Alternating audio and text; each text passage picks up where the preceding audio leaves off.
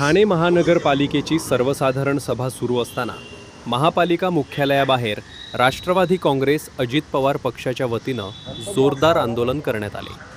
शहरातील नालेसफाईची कामं अद्याप अपूर्ण असल्याचा आरोप करत युवक अध्यक्ष प्रितेश मोरे यांच्या नेतृत्वाखाली कार्यकर्त्यांनी प्रशासनाविरोधात घोषणाबाजी केली।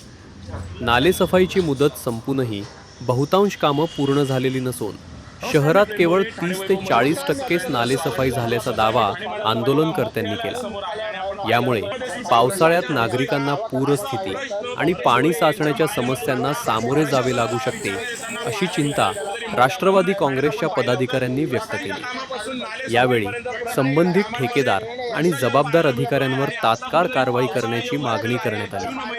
तसेच नालेसफाईची कामं तातडीनं पूर्ण न झाल्यास संबंधित अधिकाऱ्यांच्या दालनात आंदोलन छेडण्याचा इशाराही आंदोलनकर्त्यांनी दिला आहे। मागील 15 दिवसापासून मी ठाणे महानगरपालिकेचे अधिकारी आहेत जे नालेसफाई संदर्भात काम करतात त्यांना मागील 15 दिवस झाले सारखी भेट घेतोय। भेट घेतल्यावरती एकच कारण सांगण्यात येते की फ्लोटिंग येते।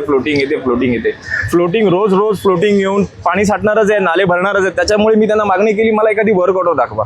तर ॲज अ वर्क ऑर्डर म्हणून त्यांनी मला LY दाखवलं। आता आम्ही एवढे तर मतिमंद नाही आहोत की LY म्हणजे वर्क ऑर्डर मी समजू। त्याच्यामुळे त्या अधिकाऱ्यांना मी विचारणा केली नालेसफाई होत का नाहीये। तर तिथल्या संबंधित अधिकाऱ्यांनी मला सांगितलं की जो ST डेपोचा नाला आहे तिथे एक वायर कट झालेली आहे। त्या वायर कट झाल्यामुळे तिथे शॉक जीवितहानी होईल म्हणून आम्ही इथे नालेसफाई करत नाही आहोत। मी त्यांना बोललो की तुम्ही सदर पत्र ठाणे महानगरपालिकेला द्या, विद्युत विभागाला द्या। तर त्यांनी अजून देखील ते केलेलं नाही। तिथला लेटेस्ट फोटो आहे, हा लेटेस्ट फोटो आहे तिथला। अजून देखील नालेसफाई झालेली नाही। माझं एकच म्हणणं आहे की तुम्ही जेव्हा एखादा कॉन्ट्रॅक्ट एखाद्या कंपनीला देता तेव्हा सब कॉन्ट्रॅक्टर नेमायचा नसतो।